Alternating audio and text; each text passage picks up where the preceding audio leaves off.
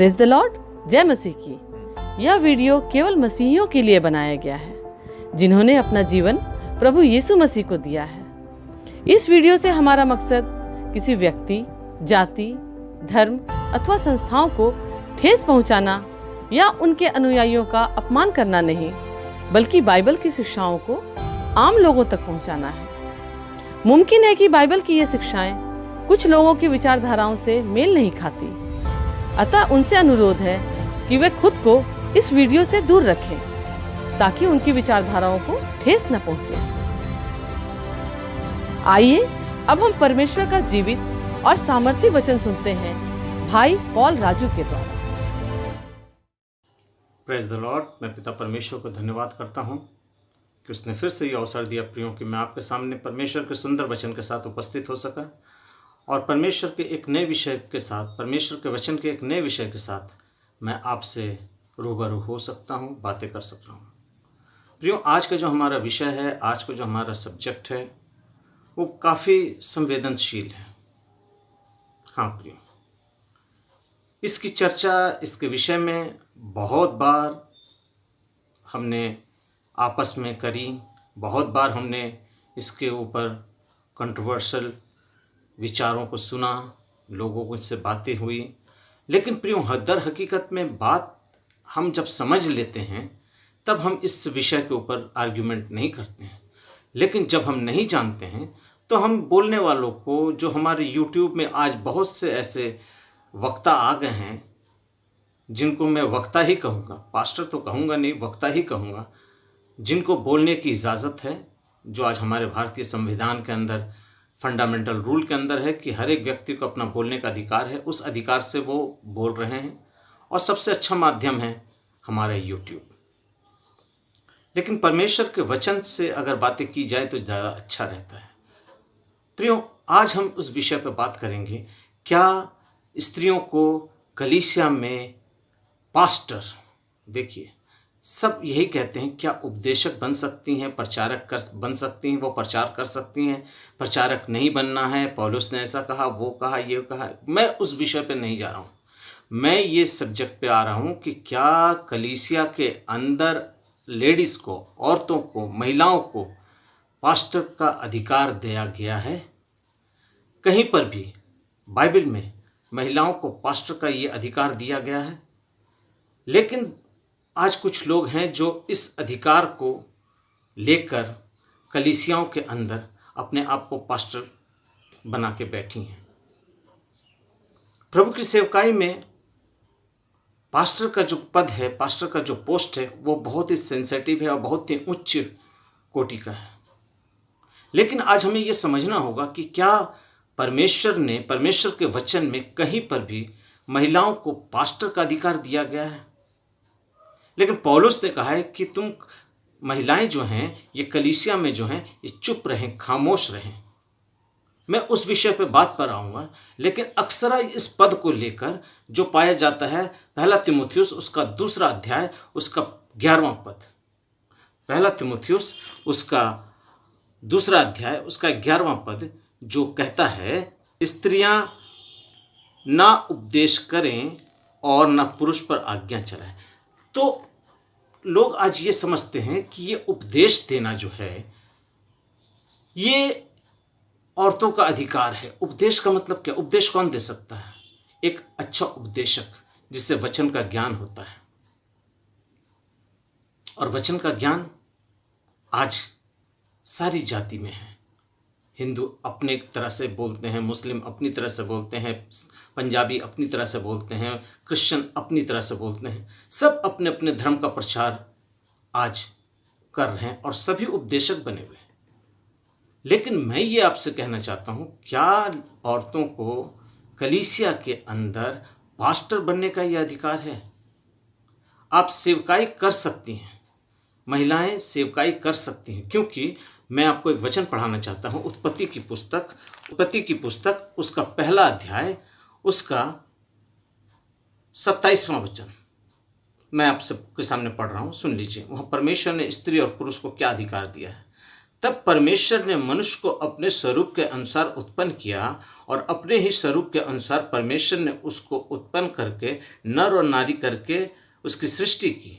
और परमेश्वर ने उनको अर्थात दोनों को, पुरुष और स्त्री को आशीष दी और कहा, फलो फूलो और पृथ्वी पे भर जाओ और उनको अपने वश में कर लो।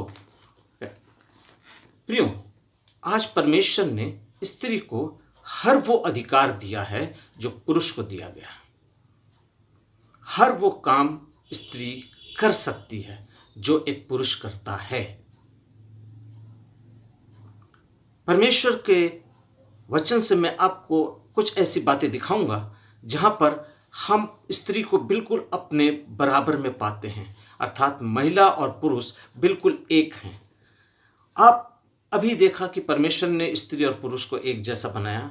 उसके बाद जब प्रभु ने मत्ती रचित सुसमाचार 28वें अध्याय में अपने आखिरी शब्द को इस्तेमाल किया अपने चेलों के ऊपर, तो उसने कहा, जाओ सारी सृष्टि के लोगों को सुसमाचार प्रचार करो और उन्हें पिता पुत्र पवित्र आत्मा के नाम से बपतिस्मा दो। यहाँ पर किसी को भी ये नहीं कहा गया कि ये महिलाएं हैं या ये पुरुष हैं, या ये महिलाओं का काम है या ये पुरुषों का काम है। नहीं, ये अधिकार सबको दिया गया है। अर्थात इवेंजलिज्म का जो प्रचार है, प्रभु के सुसमाचार का प्रचार है, वो सबको दिया गया है, चाहे वो स्त्री हो चाहे वो पुरुष हो, ये सबको दिया गया है। और तीसरी बात, जब हमारे ऊपर वरदान की बात आती है, जो हम देखते हैं 1 कुरिन्थियों उसका 12वां अध्याय और उसके चौथे पद से मैं पढ़ रहा हूं। वरदान तो कई प्रकार के हैं परंतु आत्मा एक ही है। अर्थात वरदान बहुत प्रकार के हैं पर आत्मा एक ही है, और सेवा भी कई प्रकार की हैं परंतु प्रभु एक ही है। सेवा बहुत प्रकार की है। आप ये मत समझिए कि हम सिर्फ कलीसियाओं में जाकर पिलपिट पे खड़े होकर प्रचार कर सकेंगे, प्रचार करेंगे और पास्टर बन जाएंगे। महिलाएं ये न समझें कि हम सिर्फ प्रभु का काम के लिए हमको पिलपिट चाहिए। क्यों? अगर आपको पिलपिट चाहिए तो यहाँ आप और काम क्यों नहीं करती हैं? आप संडे स्कूल क्यों नहीं चला सकती हैं? आप ट्रैक्स क्यों नहीं बांट सकती हैं? आप कलीसिया में छोटे छोटे गॉस्पेल प्रचार क्यों नहीं कर सकती हैं? छोटे छोटे कॉटेज मीटिंग में जाकर क्यों नहीं अपने आप को परमेश्वर के लिए समर्पित करती हैं? क्यों नहीं आप परमेश्वर का वचन शेयर करती हैं? आप सिर्फ कलीसियाओं में पास्टर बनने के लिए आप अपने आप को वो स्टेज चाहती हैं, इसलिए आज आप कलीसियाओं के अंदर उस स्टेज को लेने के लिए ललाहित रहती हैं। हाँ प्रियो, मैं बहुत कड़े शब्दों का इस्तेमाल कर रहा हूँ क्योंकि बहुत से लोगों ने इस विषय को लेकर बहुत अंड बंड बातें कर दी हैं, बहुत से तोड़ मरोड़ कर बहुत से गलत प्रचार कर दिया है। आज हमें ये समझना है कि क्या डिफरेंस है कि आज एक औरत या एक महिला कलीसिया में प्रचार करे या ना करे। आज कुछ लोग हैं जो ये कहते हैं कि देखिए पुराने नियम में महिलाओं ने क्या क्या सेवकाई की हैं, देखिए नए नियम में महिलाओं ने कौन कौन सी सेवकाई की है। भाई, सब महिलाओं ने सेवकाई की है तो सेवकाई अलग अलग तरीके की है, सेवकाई अलग है। आप अगर इफिसियों की पुस्तक उसका 4था अध्याय और उसके 11वें पद को आप पढ़ेंगे तो वहाँ जो बुलाहट है, उन बुलाहट के अंदर 5 प्रकार की सेवकाई है। उन 5 प्रकार की सेवकाई में आप सेवकाई को ले सकते हैं, परंतु कलीसिया के अंदर जो पास्टर का स्थान है वो पास्टर का स्थान सिर्फ पुरुष ही ले सकते हैं। अब आपको सुनकर तो ये बात लग रहा होगा कि ये क्या बोल रहा है, महिलाओं को लज्जित कर रहा है, महिलाओं को नेग्लेक्ट कर रहा है या महिलाओं के विरुद्ध बात कर रहा है। नहीं, वचन सत्य है। आप अपनी दिमाग से कुछ भी बोल लीजिए, कोई भी उदाहरण दिखला दीजिए, लेकिन मैं एक बात ये जानता हूँ कि बाइबल में कहीं पर भी ऐसा शब्द नहीं लिखा है कि महिलाएं कलीसिया के अंदर उपदेश कर सकती हैं, क्योंकि पौलुस ने साफ शब्दों में कहा है कि महिलाएं कलीसिया में चुप रहे, उपदेश ना करें। अगर इसके विपरीत अगर शब्द है कि हाँ कर सकती हैं, तो मैं मानने को तैयार हूँ। अदरवाइज मैं किसी की कोई भी बात नहीं मानने को तैयार हूँ कि कलीसिया के अंदर कहीं पर भी महिलाएं बोल सकती हैं, अर्थात उनको बोलने का अधिकार है। कलीसिया के अंदर बोलने का अधिकार जिसका है वो है पास्टर, क्योंकि जिस प्रकार वचन कहता है कि आदम पहले हुआ फिर हवा हुई, आदम पहले हुआ फिर हवा हुई, जैसे कलीसिया बनी फिर कलीसिया के ऊपर प्रभु यीशु बने। हाँ प्रियो, मैं आपको दिखाना चाहता हूँ इफिसियों की पुस्तक उसका 5वां अध्याय उसके 22वें पद को मैं आपके लिए पढ़ रहा हूँ। हे पत्नियों, अपने अपने पति के ऐसे अधीन रहो जैसे प्रभु के, क्योंकि पति पत्नी का सिर है, जैसे मसीह कलीसिया का सिर है। आज प्रत्येक परिवार में पहले पुरुष अर्थात उस घर का जो स्वामी है, अर्थात पति हो सकता है, पिता हो सकता है, एक पुरुष होगा, उसके बाद माँ होगी, फिर बच्चे होंगे। ऐसा नहीं कि बच्चे होंगे, माँ होगी, फिर बाप होगा। बाप बाद में नहीं आता, बाप पहले आता है। उसी प्रकार से कलीसिया का भी जो सर है, क्योंकि कलीसिया जो है उसको हम दुल्हन कहते हैं। किसकी दुल्हन? प्रभु की दुल्हन। तो मेरा दूल्हा कौन है? वो यीशु है। तो यीशु कौन है? पुरुष है। इसलिए वो मेरा प्रधान है, उस कलीसिया का वो प्रधान है, पुरुष है। तो क्या हम अपनी कलीसिया में अपने प्रधान के ऊपर बात कर सकते हैं? क्या कोई महिला को ये इजाज़त होती है according to Bible, according to संविधान, अकॉर्डिंग टू क्या कहेंगे उसको, तहजीब के मुताबिक क्या अपने पति के ऊपर बात करें? हाँ, कुछ करती हैं, वो बात अलग है, क्योंकि उनके ऊपर वो संस्कार नहीं है, वो शिष्टाचार नहीं है, इसलिए वो अपने पतियों के ऊपर बात करती है। लेकिन पति के ऊपर बोलने का अधिकार किसी को नहीं है। वैसे भी कलीसिया में प्रभु यीशु के ऊपर बोलने का अधिकार किसी को नहीं है। और जहाँ तक पुरुष की बात है, मैं आपको बता देता हूँ, पूरी बाइबल के अंदर कहीं पे भी पुरुष को अलावा कोई भी स्त्री आज तक पास्टर नहीं है। देखिए, फिर मैं बोल रहा हूँ, पास्टर नहीं है। आप बोलेंगे पुराने नियम की बात, मैं आपको बताता हूँ। आप निर्गमन 5:20 में दिखाएंगे, मरियम जो मूसा की बहन थी, वो भविष्यवक्ता थी। सुन लीजिए, पास्टर, भविष्यवक्ता, टीचर, इवेंजलिस्ट, ये बहुत से पोस्ट हैं जिसको मैंने आपसे कहा है कि इफिसियों 4 उसका 11 पढ़िएगा, वहाँ पर साफ लिखा है कि ये 5 प्रकार की कॉलिंग है और इन्हीं कॉलिंगों के माध्यम से एक कलीसिया के अंदर में आत्मिक उन्नति होती है। लेकिन पास्टर बनने का कहीं पर भी महिलाओं को नहीं लिखा गया है कि पास्टर जो हैं वो महिलाएं बन सकती हैं। वो कलीसिया में उपदेश ना करें, वो चुप रहें, कहने का मतलब है सीखें, और वहाँ से सीख कर वो बाहर में अपने परिवार में सिखाए, संडे स्कूल में सिखाए, अपने मोहल्ले में सिखलाए, अपनी महिला गोष्ठी में सिखलाए, अपने और भी जो वो इवेंजलिज्म करेगी या कहीं भी सुसमाचार प्रचार करेगी, ट्रैक्स बांटेगी, कुछ भी करेगी। आज सेवा लोग ये समझते हैं कि हम पिलपिट पकड़ लिए, टाई लगा लिए, मुंह में माउथ पीस पकड़ लिए, मेरे नाम के आगे रेवरेंड लिखा गया, आई एम पास्टर। अरे आज तो पास्टर की उपाधि या पास्टर की डिग्री जैसे मोबाइल के चार्जिंग का दुकान है ना, मोबाइल रिचार्ज कराने की दुकान है ना, ऐसे आज पास्टर की डिग्री बिक रही है। आप मुझसे पर्सनली बात करिए, मुझसे कॉन्टैक्ट नंबर लीजिए और जाइए, लेकर आ जाइए, खरीद लीजिए।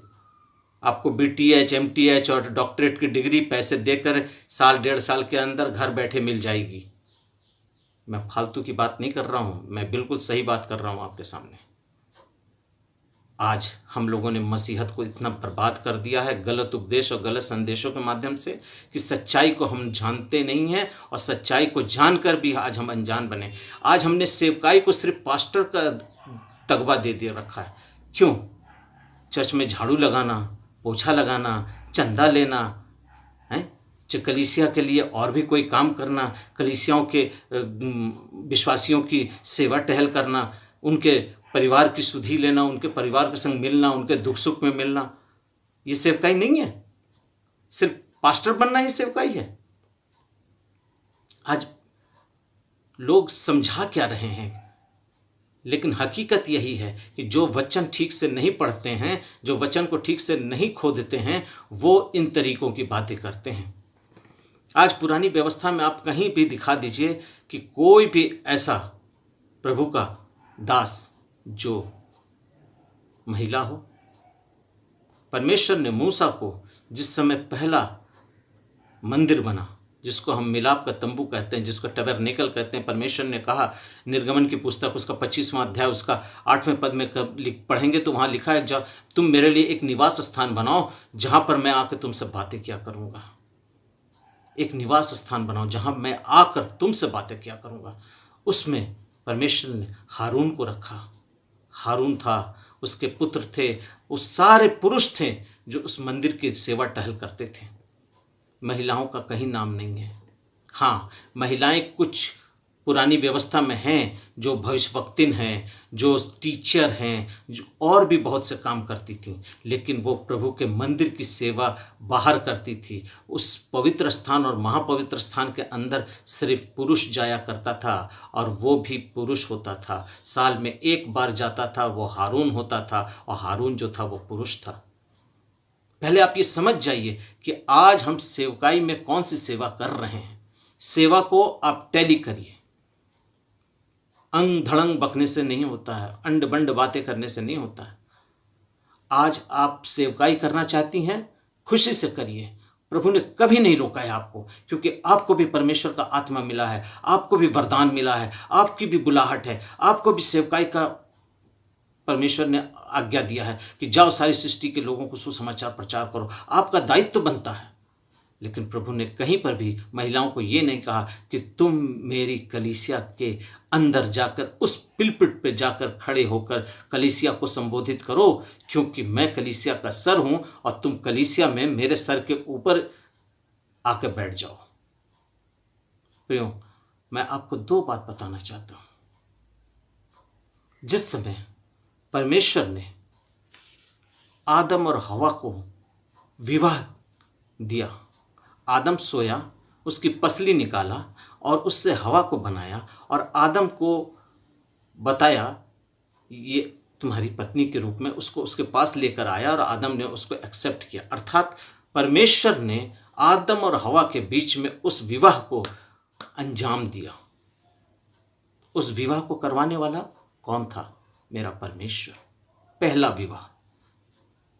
आज कलीसियाओं में लेडीज पास्टर शादी दे रही हैं। कहाँ ये डॉक्ट्रिन है बाइबल में? मुझको दिखला दीजिए। आज कलीसियाओं को आज इसी पिलपिट ने बर्बाद कर दिया है, परमेश्वर के वचन से बर्बाद कर दिया है। क्यों? क्योंकि आज शैतान यही चाहता है कि इन कलीसियाओं के अंदर में पूरा जहर नहीं देकर थोड़ा जहर दे दो। हाँ मेरे प्रियो, इसी जगह परमेश्वर ने आदम और हवा का विवाह करवाया, अर्थात वो पहला पुरुष के रूप में हम इसको देख सकते हैं। नंबर 2, प्रभु यीशु मसीह जो कलीसिया का सर है, उसने अपनी पहली कलीसिया को, अपने 12 चेलों को, जिसमें से जो यहूदा इस्करियोती था, उसको भी उसने जब उस रोटी से तोड़ा और डुबो कर दिया, तब उसके अंदर शैतान समा गया और वो चला गया। लेकिन प्रभु ने अपनी उन पहली कलीसिया को भी यही संदेश दिया, अर्थात उस रोटी को तोड़ कर दिया। आज क्या औरत को प्रभु भोज तोड़ने का अधिकार है? किस अधिकार से वो प्रभु भोज को तोड़ती है? क्योंकि उसके ऊपर तो प्रभु है और प्रभु कलीसिया का सर है, तो उसके ऊपर उसको अधिकार किसने दिया? आपको बहुत से अधिकार हैं, आपको बहुत से अधिकार हैं। आप अच्छी भविष्यवक्ता बन सकती हैं, आप अच्छी टीचर बन सकती हैं, आज अच्छी उपदेशक बन सकती हैं, आप बाइबल कॉलेज की टीचर बन सकती हैं। बहुत से जगह पर आपकी सेवकाई है, लेकिन परमेश्वर के उस स्थान को, उस पिलपिट पे आपका स्थान नहीं है, नहीं है, नहीं है। उस पिलपिट पे आपका स्थान नहीं है, क्योंकि आपको कलीसिया के अंदर खामोश रहने को कहा गया है। अब लोग कहते हैं कि क्या हम महिलाएं प्रभु की सेवा नहीं कर सकते? अरे करो ना भाई, आप सेवकाई को और पास्टर को क्यों जोड़ देती हो? आपको सेवकाई करना है तो और काम कीजिए ना। क्या सिर्फ चर्च के अंदर पिलपिट पे खड़ा हो जाना ही आपको सेवकाई नजर आता है? क्यों? क्योंकि आपको नाम चाहिए, शोहरत चाहिए, रुतबा चाहिए, आपके नाम के आके रेवरन लिखा होना चाहिए। आज हमने बहुत से देखा है, महिलाएं डॉक्टरेट, रेवरन, सो एंड सो। क्यों? रेवरन का मतलब कहां से आ गया? अगर खुदा ने चाहा तो इस रेवरन शब्द का मैं एक दिन आपको वीडियो बनाकर दूंगा। इस रेवरन शब्द का मतलब क्या है? हाँ प्रियो, आज सावधान होकर ये बात को जानना है। मैं जानता हूं मेरे इस वीडियो से बहुतों को दुख लगेगा, तकलीफ होगा, मन कचोटेगा, लेकिन वचन जो है वो सत्य है, क्योंकि परमेश्वर का वचन कहता है एक दिन न्याय के सिंहासन के सामने यही वचन खोला जाएगा। आप प्रभु की सेवा करना चाहती हैं, शौक से करिए, क्योंकि मैं आपको बार बार बता रहा हूं कि प्रभु की सेवकाई में महिलाएं थीं, महिलाएं हैं और महिलाएं रहेंगी। और प्रभु की सेवकाई का पहला जरिया जो है, परमेश्वर ने अपने पुत्र के जी उठने के बाद मरियम के द्वारा ही लोगों के बीच में यीशु समाचार दिया कि मेरा यीशु जिंदा है। ये फर्स्ट गॉस्पल उसने शेयर किया अपने उन चेलों के पास जाकर कि देखो कब्र में यीशु नहीं है, वो मृतकों में से जी उठे हैं। ये फर्स्ट गॉस्पल है। क्या आज आप लोगों तक जाती हैं, लोगों तक सुसमाचार प्रचार करती हैं, लोगों की आत्माओं को जीतती हैं? नहीं होता है आपसे। आपको पिलपिट चाहिए, आपको पिलपिट चाहिए, आपको कलीसिया चाहिए। आपकी कलीसिया में आप दूसरों पे हुक्म चलाना जानती हैं। क्यों? क्या मेरा यीशु इस बात की इजाज़त देता है? मेरा वचन इस बात की इजाज़त देता है? मेरा वचन नहीं कहता है। मेरा वचन साफ तौर से कहता है कि स्त्रियां कलीसिया के अंदर चुप रहें, अर्थात सीखें, और कलीसिया के बाहर जाके अपनी सेवकाई को प्रकट करें। अपने घर में पहले अपने बच्चों का अच्छे से लालन पालन करना सीख लो। अपने घर के बच्चों का पहला उचित ज्ञान देना सीख लो, तब तुम कलीसिया में अच्छे ज्ञान देना। क्योंकि वचन में जो लिखता है वह पुरुष के संबंध में लिखता है, वह स्त्री के संबंध में नहीं लिखता है। कि प्रभु ने अपनी सेवकाई में जिन लोगों को इस्तेमाल करने की बात कही है, वहाँ पर पुरुष की तुलना की गई है। उसका जो ग्रामर है वो पुरुष का ग्रामर है। उससे हम जानते हैं कि ये पुरुष के लिए संबोधन है और ये पुरुष को ही संबोधित किया जा रहा है, महिलाओं को संबोधित नहीं किया जा रहा है। आइए मेरे साथ निकाल लीजिए पहला तीमुथियुस उसका 3रा अध्याय। पहला तीमुथियुस उसका 3रा अध्याय और उसके पहले पद से मैं आपके लिए पढ़ रहा हूँ।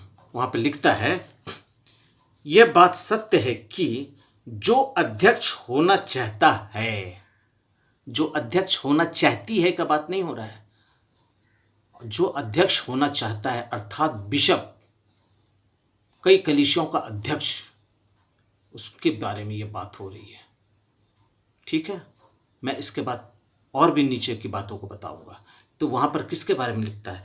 लिखता है जो अध्यक्ष होना चाहता है वो भले काम की इच्छा रखता है, वो भले काम की इच्छा रखता है। वो अवश्य है कि अध्यक्ष निर्दोष और एक ही पत्नी का पति, मतलब उसकी पत्नी होनी चाहिए। जो अध्यक्ष होना चाहता है उसकी एक पत्नी होनी चाहिए। ये कभी लड़की नहीं हो सकती, ये पुरुषवाचक संज्ञा के रूप में बात हो रही है, ये पुरुष के लिए बातें हो रही है। इसलिए उसकी एक पत्नी हो और वो संयमी हो, सुशील हो, सभ्य हो, अतिथि सत्कार करने वाला हो। कहने का मतलब यहाँ पे जितनी भी बातें हो रही हैं ये सब एक पुरुष के लिए हो रही हैं। कहीं पर भी इसमें महिला का स्थान नहीं है। प्रियो, आपको ये समझना होगा पहले इस बात को कि सेवकाई में हम कौन सी सेवकाई को कर रहे हैं। आज आप देख लीजिए कि इन सेवकाई के बाद में अगर आप चाहेंगी कि हम कुछ और भी बातों को आपको बताएं, तो मैं आपको बताना चाहता हूं। आज बहुत से ऐसे परिवार हैं जो मसीहत में पीछे हुए हैं। आप महिला होने के नाते आप अपनी महिला गोष्ठी बना लीजिए और उन महिलाओं को, उन परिवारों से, उन बेटियों को, उन परिवारों से बुलाइए। अगर पुरुष को नहीं बुला सकती तो महिला होने के नाते उन परिवारों में जाइए, उन परिवारों की सुधि लीजिए और उन परिवारों को संभालिए।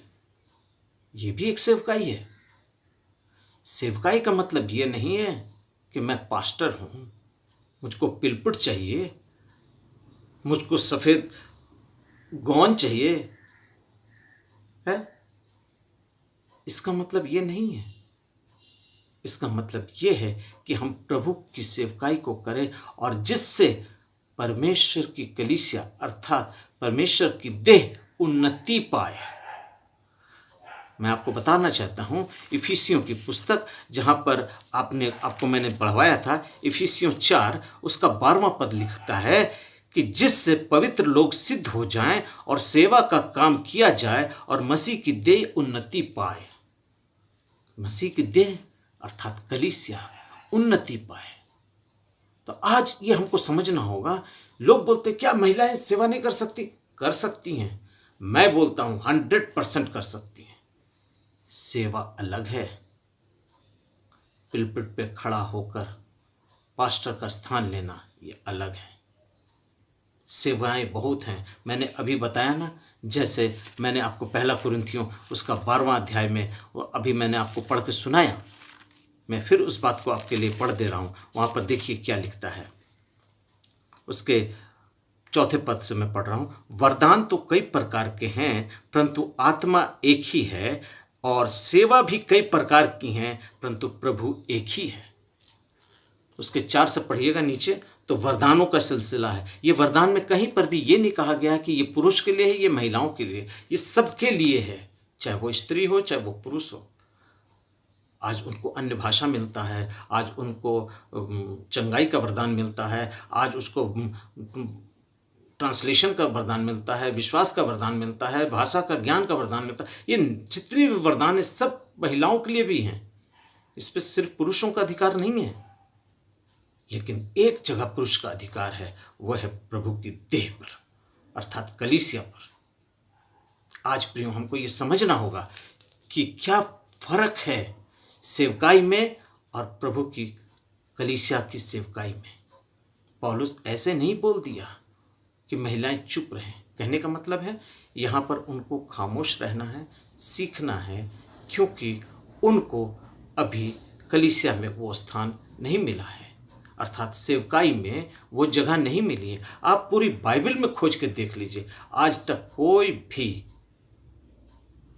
भी प्रभु का दास जो प्रभु की सेवा करता था, अर्थात उस मंदिर की सेवा करता था, जिसको हम याजक कहते हैं, जिसको हम प्रियो, मैं आपको ये बताना चाहता हूँ कि आज चाहे वो नए नियम हो चाहे वो पुराना नियम हो, आप जान जाइए कि कहीं पर भी प्रभु के मंदिर में किसी महिला का स्थान नहीं था।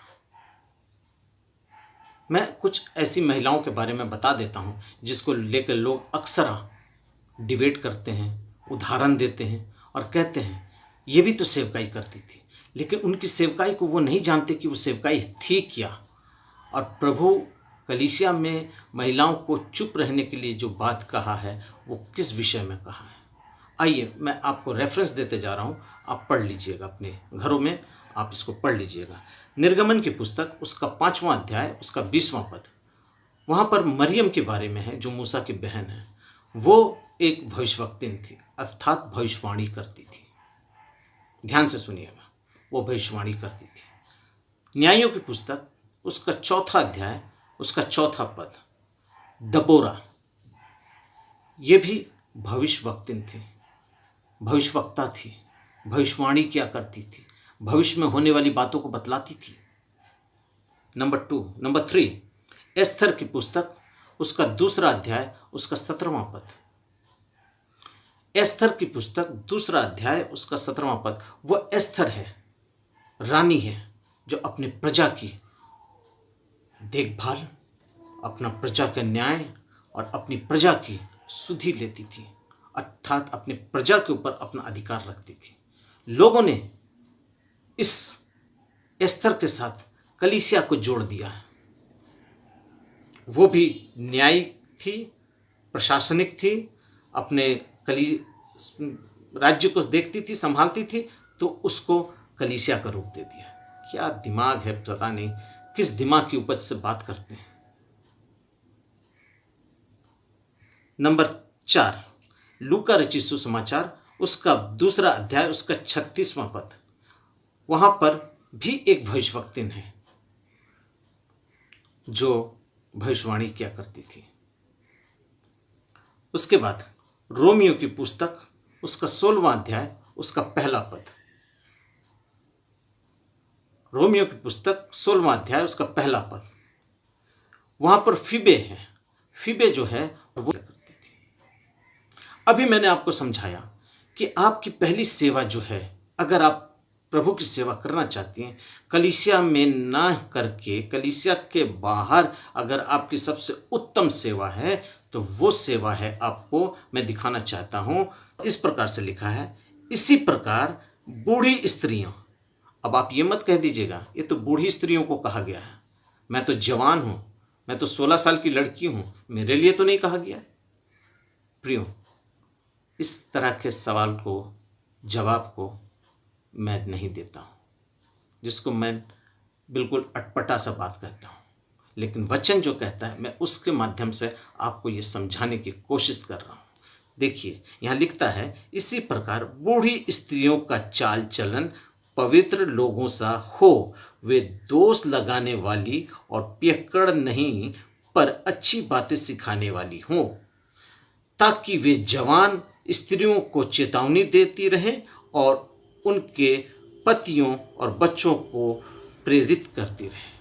उनके घरों में जाइए, उनके बच्चों से मिलिए, उनसे मिलिए। आज उनका परिवार टूटा हुआ है, उनको जोड़िए। आज उनके परिवार में जो उथल पुथल है उनको जोड़िए। उनके बीच में जो मिसअंडरस्टैंडिंग है उसको ख़त्म कीजिए। उनके साथ प्रभु का वचन शेयर कीजिए, उनके साथ मिलिए। सिर्फ 1 घंटे जाकर प्रभु का प्रचार अगर आप कलीसिया में कर दी, सोच लिया आपने बहुत बड़ा तीर मार लिया। आपने कुछ नहीं किया है, आपने कुछ नहीं किया है। आपकी सेवकाई एक पास्टर से भी बढ़कर है। जो कलीसिया में जो प्रचार करते हैं वो 1 दिन 1 घंटे में इन बातों को करते हैं, लेकिन आपके पास ये मौका है कि आप उनके घरों में रोज, नहीं तो हफ्ते में, नहीं तो महीनों में, नहीं तो 15 दिन में उनके पास विजिट करें और उनके घर को, उनके परिवार को, उनके बच्चों को, उनको सबको संभालें। कलीसिया के अंदर विजिटिंग करें, कॉटेज मीटिंग करें। यह भी प्रभु की सेवा है, ये महिलाओं को दिया गया है। सेवकाई का काम सिर्फ चर्च में पास्टर बनना नहीं। आज लोग ये समझते हैं कि महिलाएं सिर्फ पास्टर बन सकती हैं। पास्टर बनना तो है ही नहीं, कहीं नहीं लिखा हुआ है कि कोई भी महिला चर्च में पास्टर बन सकती है। अब इसका इंटरप्रेट दूसरे तरीके से करेंगे, क्या प्रभु ने महिलाओं को अलग कर दिया है या प्रभु ने उनको सेवकाई का अवसर नहीं दिया? अरे भाई, सेवकाई अलग है, लेकिन प्रेरित बनना और उसके बाद जो परमेश्वर ने उन लोगों को पुरानी व्यवस्था में, नई व्यवस्था में अपने चेलों को जो सेवकाई दी, क्या उसमें कोई महिलाएं थीं? अगर महिलाएं हैं प्रभु के उन 12 चेलों में, तो आप कर सकती हैं। तब मैं ये कहूँगा मेरा बोलना शायद गलत है, लेकिन अगर प्रभु के चेलों में प्रभु का कोई भी चेला महिला नहीं है, तो आप प्रभु की उस काम को मत करिए जो काम उसने अपने चेलों को दिया और उनको पहला प्रेरित बताया। आप जान जाइए, चेला और प्रेरित में बहुत फ़र्क है। बहुत से लोगों को यही नहीं पता है कि चेला कौन है और प्रेरित कौन है। यीशु मसीह के कितने चेले हैं और कितने प्रेरित हैं, इन प्रभु अभी लोगों को यही नहीं मालूम होगा। अभी आपके सामने ये सवाल घूम रहा होगा कि ब्रदर राजू पॉल ने जो कहा ये क्या बोल रहा है। जी हाँ, पहले इन चेलों में और इन प्रेरितों में डिफरेंस जान लीजिए। और यीशु मसीह के कितने चेले हैं और कितने प्रेरित हैं, इनको भी अच्छी तरह से बाइबल में खोज लीजिए, क्योंकि यीशु मसीह ने अपनी कलीसिया को ये बात कह के दी है, लो ये मेरा पवित्र लहू है, लो ये मेरा शरीर है। लो पुरुष को बोला जाता है, महिलाओं को नहीं बोला गया है। प्रियो, बाइबल को तोड़ मरोड़ कर पेश करने की आवश्यकता नहीं है। कौन वक्ता क्या बोल रहा है बोलने दीजिए। आज यूट्यूब में बहुत से ऐसे उपदेशक और ऐसे ऐसे पास्टर और ऐसे ऐसे लोग आ गए हैं जो अपनी बातों से आपको बरगला देंगे, लेकिन मैं वचन के आधार पर ये कहता हूँ, ये परमेश्वर का वचन सत्य है, इसके ऊपर कोई नहीं है। एक दिन यही वचन आपके सामने परमेश्वर के न्याय सिंहासन के सामने खोला जाएगा। तब ना कोई पास्टर आएगा, ना कोई बिशप आएगा, ना कोई इवेंजलिस्ट आएगा, ना कोई ब्रदर आएगा, ना कोई आएगा। कोई नहीं आएगा आपको बचाने, ना आपकी तरफ से कोई वकील बनकर आपकी पैरवी करेगा। आपका न्याय आपके कामों के अनुसार होगा।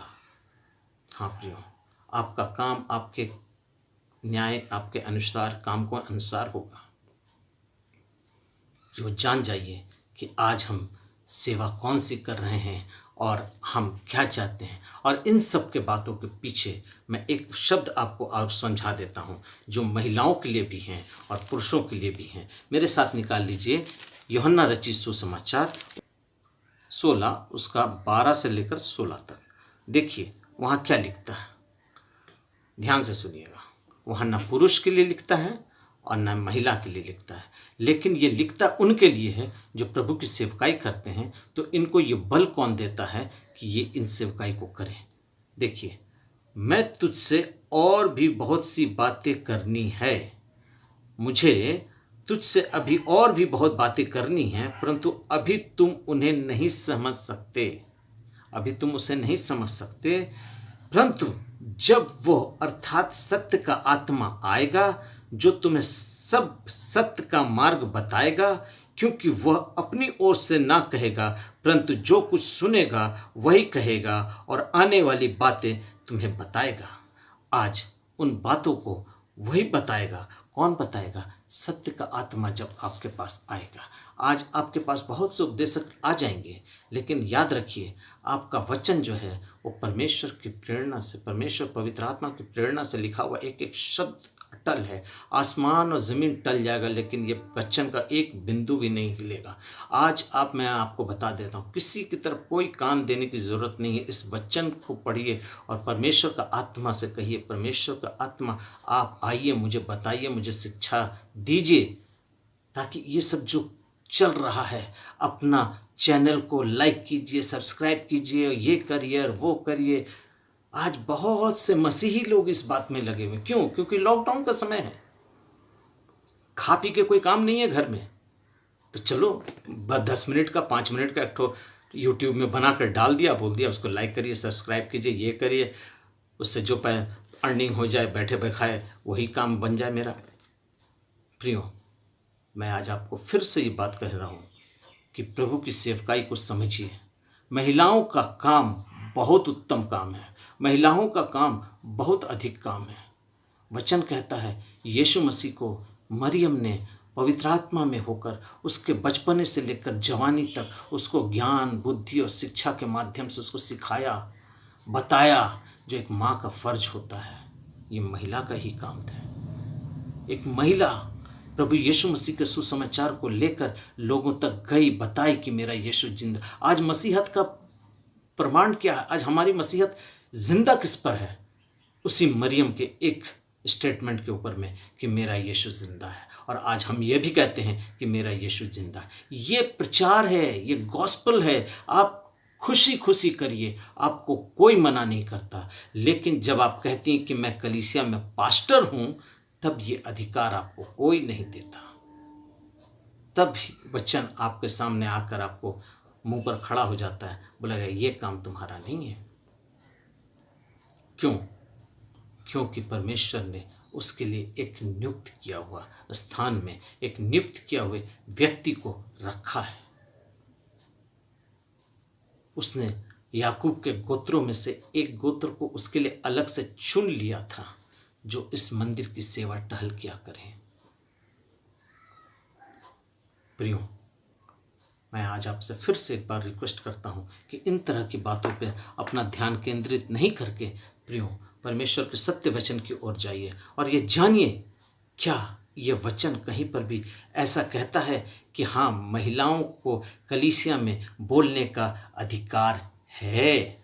जैसा पौलुस ने कहा है कि महिलाएं कलीसिया में चुप रहें, तो इसका ऑपोजिट ये है, क्या महिलाएं कलीसिया में बोल सकती हैं? ऐसा कहीं है तो आप मुझको मेरा फ़ोन नंबर इसी वीडियो में आता है, आप मुझको बताइए कि ब्रदर मैंने बाइबल पढ़ा और बाइबल में मुझको ये शब्द मिला कि महिलाएं जो हैं कलीसिया में बोल सकती हैं, क्योंकि पौलुस ने कहा है कि महिलाएं कलीसिया में चुप रहें। मैं आपके लिए वो वचन पढ़ देता हूँ, फिर मैं अपने वीडियो को ख़त्म करना चाहता हूँ। मेरे साथ निकाल लीजिए पहला तीमुथियुस उसका 2 अध्याय उसका 11वां पद से। स्त्रियों को चुपचाप पूरी अधीनता से सीखना चाहिए। मैं कहता हूँ कि स्त्रियां न उपदेश करे और न पुरुष पर आज्ञा चलाए, परंतु चुप रहे। Excuse me. क्योंकि आदम पहले, बाद में हवा बनाई गई और आदम बहकाया ना गया, पर स्त्री बहकाने के कारण पराधीन हुई। हाँ प्रियो, अगर इस सब्जेक्ट के, इस आयत के विपरीत कोई आयत मिलती है जहाँ पर इसके अगेंस्ट लिखा हो कि स्त्रियां बोल सकती हैं, कलीसिया में उपदेश कर सकती हैं, आदम बहकाया गया, हवा ना बहकाई गई, हवा के चलते नहीं आदम के चलते पाप आया, ऐसा कोई शब्द, ऐसा कोई तात्पर्य है या ऐसा कोई रेफरेंस है या ऐसा कोई वचन है तो आप मुझको बताइए।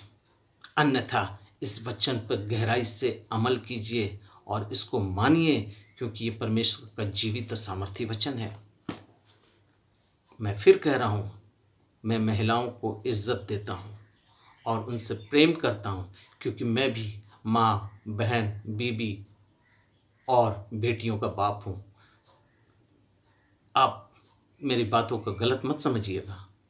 परमेश्वर का वचन जो कहता है मैं उस बात को आपके सामने रखा हूँ, क्योंकि मैं महिलाओं की इज्जत करता हूँ और मैं कहता हूँ कि प्रभु ने पुरुष से ज़्यादा महिलाओं को अपनी सेवा के लिए चुना और उससे अपना योगदान लिया।